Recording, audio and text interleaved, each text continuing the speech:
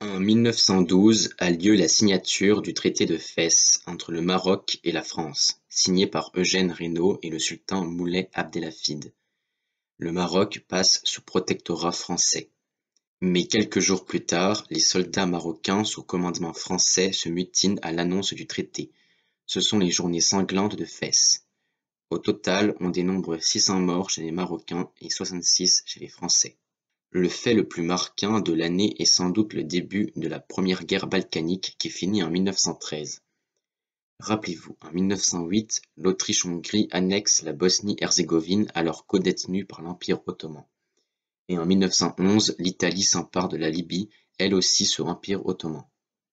C'est pourquoi la Serbie, la Bulgarie, le Monténégro et la Grèce s'unissent sous le nom de la Ligue balkanique pour s'emparer des territoires ottomans des Balkans.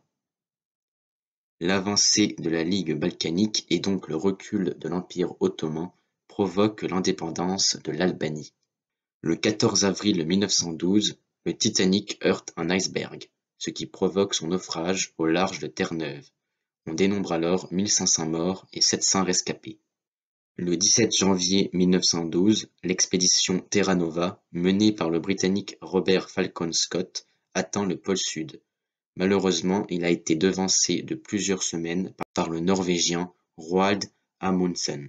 En 1912, le climatologue allemand Alfred Wegener propose sa théorie de la dérive des continents, mais il faudra attendre les années 70 pour que sa théorie soit admise.